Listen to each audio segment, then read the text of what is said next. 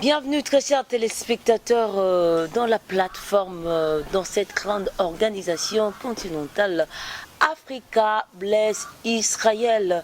Et autour de cette émission, Bondekona Israël. Pourquoi Bondekona Israël? Parce que tolingi to tombolambo kanabiso Congo. Et pendant que tombolango, to zakaka na moninga moko ya malamu. Oyo nkolo abombela biso na nzela na ye tokoki kotombwama po tosala makambo nzambe abengela biso. Nous sommes très ravis vraiment de vous recevoir sur ce plateau d'Africa Bless Israël dans l'émission Bondekona Israël, et où nous allons parler d'un thème très intéressant comme ça a été annoncé depuis la fois passée, debout congolais. Toujours avec l'homme de Dieu, l'initiateur de cette grande vision, le révérend Albert Mbenga Ukulangai, et qui est visionnaire. Il n'aime pas qu'on dise patron, il est le visionnaire de cette grande plateforme ou cette grande vision qu'on appelle Africa Bless Israël, et qui en RDC est dénommée RD Congo Béni Israël. Congo esengeli pambola Israël pour Congo et tombama. Yango tina lelo to yambiye na plateau o Africa Bless Israël. Comme vous le voyez derrière moi, il y a un grand panneau et qui étale au clair l'Africa Bless Israël. Bonjour révérend Albert Mbenga Ukulangai. Bonjour Maman Flore. Moi Namboka Albert Mbenga. On se peut appeler de mon Namboka. Ils ont moins Mboka. Ok. Il y a des fêtes. Ok, il y a des fêtes. Il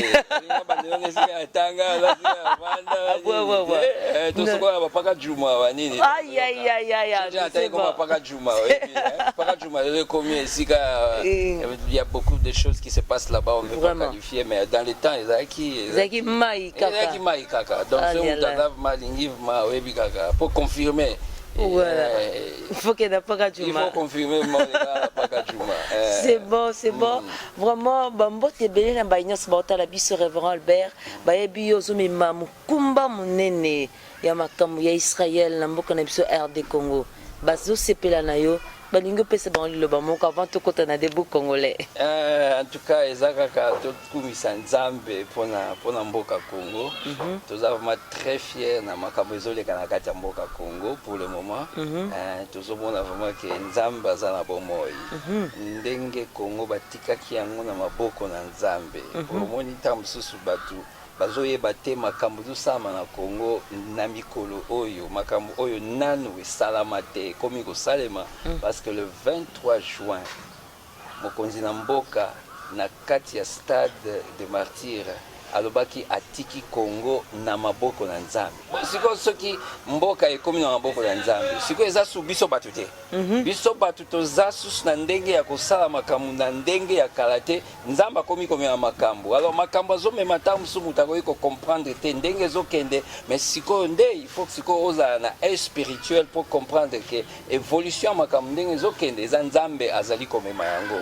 Alors regret kaka ya munene ezali ke basali na nzambe nanu to sangani te poto comprendre likambo oyo, puisque mokonzi na mboka zumbo katiki na maboko na nzambe. Siko tanga tiki na maboko na nzambe siko banani siko bakomema makambo siko Bacteur o bakukota na likambo. Voilà, ezali basali na nzambe mais bango basimba likambo bazolala. Ah tozolala. Merci révérend.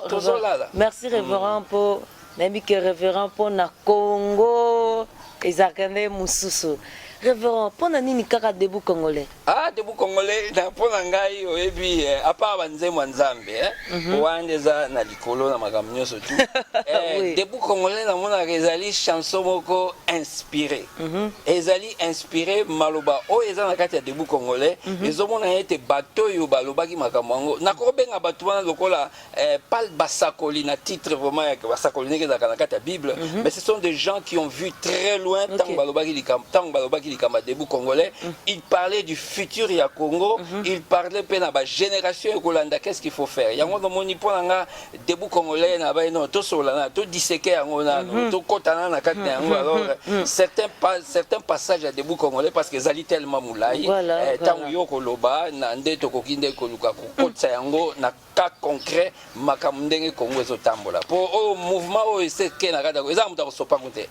muta kokanga te likambo oyo nde batikaki deja mboka na maboko na nzambe asimbi sikoyo azoluka kaka basali oyo akoutilize po apositionne bango mpo na ndenge ya komema kongo liboso yango moni bamosusu bazozala elimine moko donc bino mo mpe basali na nzambe bozoyeba ke tozokenda phase moko éliminatoire eza phase éliminatoire évidemment ya solo eza phase éliminatoire donc okwei otikali ya solo okwei otikali nzambe alobi ndenge balobi na ntango okwei soki oza juda okwei balobi bapotre eske balelaki juda balobi qu'un autre prenne sa place. Ah bon? Qu'un autre prenne sa place. Et comme style à bongo. Et kasi, qu'un autre prenne sa place. Pour le Kamuzali, mokili eza na badele nzamba sala. Nzamba sala mokili oteke no ekoumela seko te. Il y a une autre vie qui va arriver. Mais avant que l'autre vie ekoma, eza na makambo oyo esengeli salama pour le moment.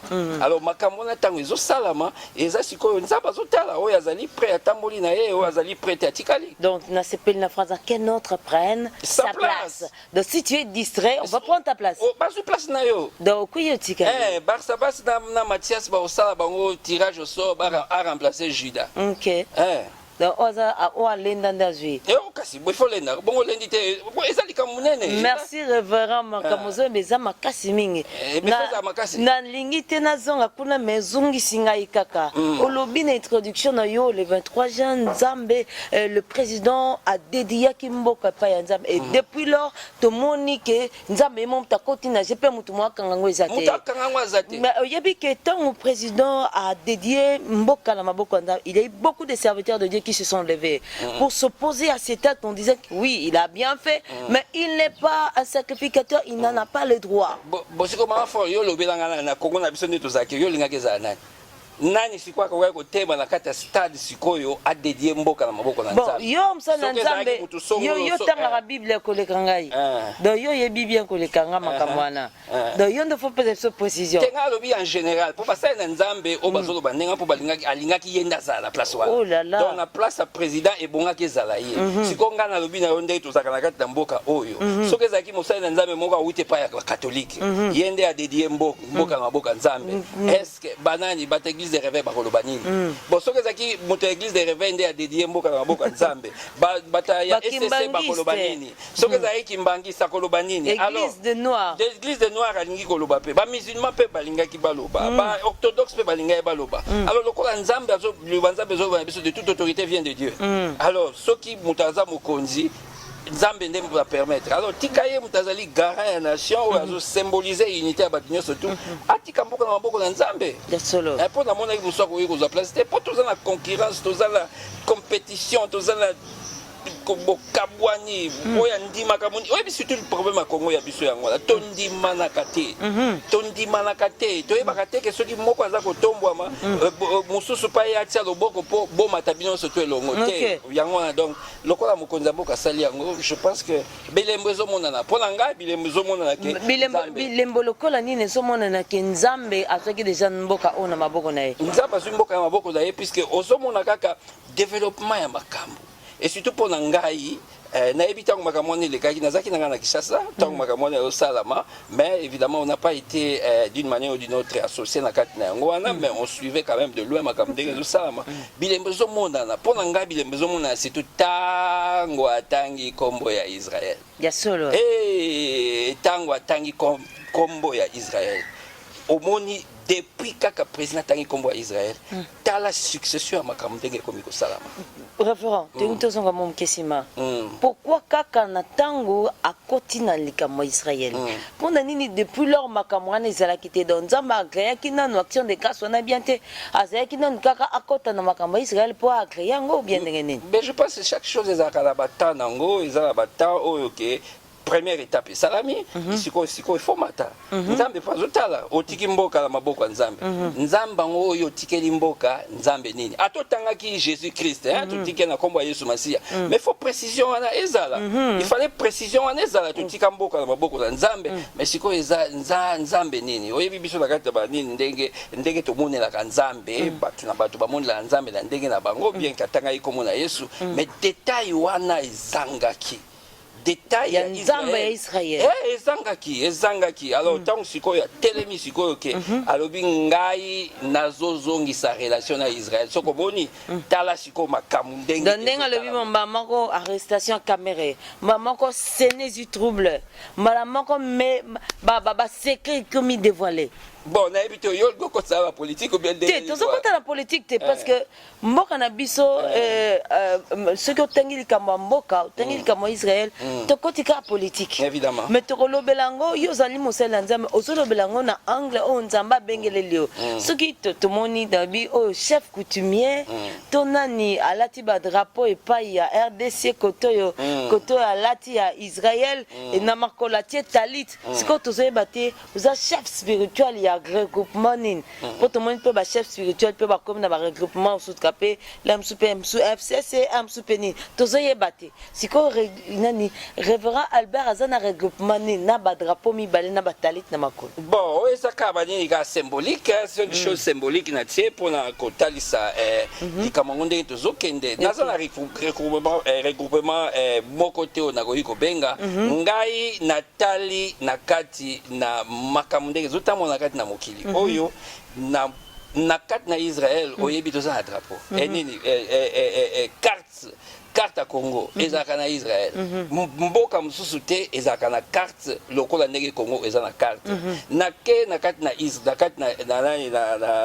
Isaïe chapitre 18 18 mobimba etalisi mboka oyo esika makambo oyo kozala lokola trigger lokola moteur ya makambo nyonso tu na moni mboka déclencheur ezali Congo yango na bino na ye na mboka na ngai na cadre ya organisation ezali Africa Bless Israël pour l'Afrique mobimba mais Congo lokola zali déclencheur na ye na kati na mboka na ngai plateforme ezali kaka ke ezali Congo etombwama po epambola Israël ezali arche zonga ka na mapeka ya basali na nzambe na ba politicien te data bokozi alobi bien que dans le cadre politique on a pe na kota politique ndenge salamaki boyebi ba dégâts esalamaki tango ba dégâts zo continuer ko salema dégâts bandaki ko dégâts bandaki yo moni tango ba likamwa nini ya banyamulenge baza ba frère na biso yo moni dégâts ya makasi esalamaki te le président du Parlement, le Baki, non, pour ça, la destitution pour l'équipe mais dans la dégâts, ils ont mis le Sénat. Tant qu'on a comme on a Israël, on a Sénat, on a dit non, Keba, on va dégager ça. Parce qu'on est à mon conzamo quand tu as provoqué, ce qu'on a provoqué. Et ça, comme un Zambé, parce qu'on a comme un Zambé. Donc, Zambé, quand sauté comme Israël, Zambayene. Ce qui m'a aux autres temps de pureté de cœur. Ce qu'on a comme Israël de pureté de cœur. Ils ont été aux autres temps à Tikaka, autant à Israël pour battre Ming, Bazo, va payer Israël, Bazo, à Israël et à l'église. Oui, puis donc ça dépend de la mais toujours est-il que déclenchement, ce qui vraiment au Vandi, au Tali, la Gat Namboka, ce déclenchement à ma camunion, ce qui, oh, Tozokende, oh, que ce qui normalement, ma directive et pessamité, Mboka et Gogo qui est un dégué moko ya mabe. Et Gogo qui est un dégué moko ya mabe, ce qui va directivement battre dans Zambé, ba symbolité ndenge makabuzo ta. Batu na Nzamba ngo banano esengeli baza l'ensemble pour que makapango tambola. Bon, batu na Nzamba ba voyant ensemble juste parce que la foi vient de ce qu'on entend. Et tant que vous avez makambo net toujours ba oyo yango nde ba oyo vraiment oyo Nzamba bongisi abotel biso selongo pour tout ça arche na mapeka. Merci révérend makambo eza monsieur Lou za matata mingi. Nous sommes à la début congolais. Et début congolais ndemo lobi pona yo l'équipe nzembo nyonso. Parce que bato bakomaki yango to bazwaki inspiration bamemama ki vraiment na nzambe pour que bakoma makambo akomaki et quelle est baparti bien baphrase oyo esimba yo pour que emotive oyo na mix na yo bon likambo eza liboso na yo kaka ebandeli kaka debout congolais uni par le sort c'est un sort nde moto esali ke tozala na 26 provinces eza sort siko soki olobi yo katakatanga oza na problème na nzambe. Donc au balkanisation. Au côté balkanisation, oza na problème na nzambe. Donc oza problème na fatité. Te fachi wa fachi akoleka après 5 ans ou bien ceux qui 10 ans na ebte ceux qui yemo ba oluka ça deuxième mandat ou bien ndeni akoleka na Congo ekotikala. Alors Congo lokole ekotikala keba oya koluka ameka akabola Congo akokutana na nzambe oyo asala mokili ko. sikoyo kuna na synagogue ya Capernaum baprovince eza délimité na 26 provinces. Kuna soko okei nini na carte wana eza délimité na 26 provinces. Sikoyo yo nani okabola oloba ono nasala balkanisation, yo nani oloba osalika mosongolo okataka tanga, yo nani oloba nini o bakongo ne Congo nani, yo nani ta badega omoni badega ntango kongo liko provoke likambo kabo epi depuis likambo ya Israel mokonzi na mboka alobi nazozongisa relation na Israel badega ezosala ozokonaka makambo ndenge ezo tozomona makambo ndenge ezoleka kati na mboka tomona nde sene komi sikue bon yo ebita biloko moko esalamaka te sami na kati ya sena mpoka kotangi kombo ya Israel mokonzi asena atanga ekombo ya Israel mécanisme nini bien mystère nini eza lié na kati ya likambo ya Israel na RDC pour que Nzambe ase manifeste boye bon parce que eza oyebi eloko na esimama ye makasi oyebi mutu aprofetiza mpona Yesu abota prophète Esaïe mutu oyo alobela makambo oyo etali Yesu qui a kubotama un enfant nous est né, la domination reposera sur lui. Eza prophète Israël ye mutu a prophétisa pona boye ya Yesu. Alors la même personne oyo a prophétisa pona boye ya Yesu ye peut a prophétisa pona Esaïe chapitre 18. Esaïe chapitre 18. Oezoloba oyo wana oke terre oyo ezali au-delà ya fleuve ya Éthiopie. Terre oyo ezali séparée par ba fleuve. Terre oyo ezali nation puissante et forte. Nation oyo ekangaka ba rebelle na maboko. Nation oyo tokomoyo quand même que corona mboka nyonso tu bazoba corona eza boye na boye ya biso bakomo somba bibembe po batiango corona mboka nini ezalaka ndenge wana ya solo ah bon mboka nini batu bazopesa bapreuve ba corona ba place na bango mais oyo ya biso ya Congo ekomi ke bakomo somba bibembe donc eza ba preuve pesa ya solo to éviter mais toujours est-il que en réalité na salité na biso ya Congo na ba négligence ya ba oba memi mboka banda kala na ba hôpitaux na ba nini ba confinement o tozalaka na yango awa mozo kaka moi oh non de bazui kuna 30 kuna 100 bazui kuna ça prouve que o mboka moko ezali eza différent mboka o ebande bola mais atinda le bola na potote yo ebola suka ka epala biso pour dire que nzamba oshirango azo gérer pour mboka na ye azo tala Congo donc ça veut dire que après Israël les RDC bien évidemment après Israël les RDC pour ce RDC tango ekotombwama tango sacrificateur bakosimba arche bambemi arche liboso esprit oyo ekokota na kati na mboka na biso omoni makambo nyonso ezalaka oyebi ta soko otali Babylone mosusu ezalaka basigne précurseur mokili mobimba okokuta en tout cas église ya Congo epai Congo azali église ezali bible ezoloba na biso ke bayuda bakoyoka liloba na Nzambe mpo bayoka liloba na Nzambe avant Yesu azonga il faut bateya bango donc ekozala na catapulseur moko oyo akopousse makambo mpo mbongo wana ekoma pour Bible ezoloba ke au dernier jour il y aura des temps difficiles au dernier jour makamba boye kozala boye na boye kozala mais Bible peut côté monsieur lobi au dernier jour je répandrai de mon esprit sur toute chair donc ça quelque part oyo Nzamba ko simba po ete batu bazala ba messager de bonnes nouvelles et ezali Congo muta aussi na makamba le sort nous a unis même avec Israël. Le sort nous a unis même avec Israël. C'est pour preuve au monde que ce n'est que le seul pays où ils ont la carte na Israël. Mboka ni na go beta tolo alo bake biso pe toza la carte na biso. Nigeria tabaza makazi to yo Nigeria na kota ya spiritualité oboye na boye. La économie bazana mbongo. Afrique du Sud sikanga vandi kuna baza nyoso tu kuna boye eloko nini. Est-ce que carte na bango eza na Israël? Carte eza na Israël te ezaka RDC. eloko makasi ba pekite soto le eloko makasi de RDC mboka ya makasi OK ça va ndengo lobi wala mboka eza mboka makasi ko merci révérend na moni soto ke na tolobela debout congolais tous on a debout congolais tolobeli déjà le sort parce que le sort ngo kaka yango ezo sala ke esanzaka batu mususu po to moni Ozole makambo eza très importante référent olobi tango mokonzi ya mboka adedie mboka makambo etambolaki na ndenge nango etamboli mais komi na mama moko be adedie alobi susu adéclaré officiellement amitié na Israël or alobi yango mbala moko bachambardeme bandi trouble koti koto trouble koti koto ils ont continué et puis ekolobelo komo que soki basé na nzambe basangani te po bapesa ba directive esengeli bazwa pe bapesa makambo ekene mabe évidemment makambo ekene mabe puisque tango tiki mboka na maboko ya nzambe quand vous laissez les nations na maboko na nzambe Bible dit que ton royaume vienne et le royaume de Dieu quand il vient avec la repentance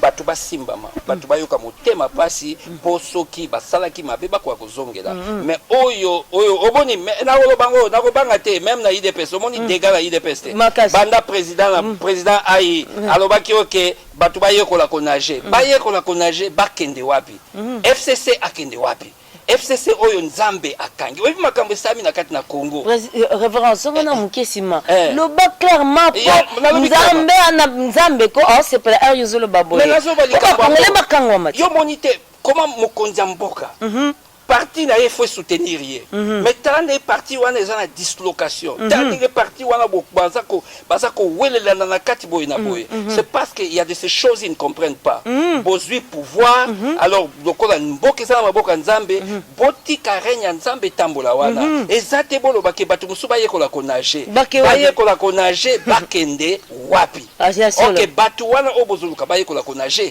eza nzambe nde mutakanga bango ah bon oh ezate ke bazobanga bakanga bango pa na CPI bazobanga baba ezali kamba CPI ils ont l'argent c'est vrai ils ont l'argent bato bazala kati na regroupement wana ba uti ba bazaki kuba bata kala bazaki bato ya impère bazaki bato ya nini ya bazwa ba profiter na zairianisation ba profiter na makambe belé mais loko ni etini bango bavanda kaka na kati na mboka oyo c'est parce que nzamba sali oyo sala makana kati na Israël bana Israël baleli nzala baleman balobi tolingi so mante tout ça ce qu'on a besoin to lia misuni alors tant aussi ko nzamba yoki lo sambo na bango pona basengi bo évidemment basenga ki on ndenge ya malamu te mais nzambe sikoyo angapesa bango misuni bo yo za na désert misuni ko uta wapi nzamba sala oyo asali na kati na Congo atindi mupepe wuti musika epai bandeke bazalaka bakai mupepe etindi ki bakai ti eye na kati ya camp kai azan deke apumbwaka kendaka likolo mais kai eye ti na kai ya Israël na yo somona ndeke apumbwaka 1 mètre wane kama batande mtu babatande bazala lokola bapumbwa sosa sala lokola pumbwa mais kai akendaka musika mais bakai bayeti na kati ya kai ya Israël de telle manière que ba Israélien bakomi kozwa bango na mabozo yo uzokanga ndeke na maboko c'est ça aussi likambo oyo nzamba sali merci révérend pesi mupepe oyo FCC moye kima ezate bafandi na kati ya mboka oyo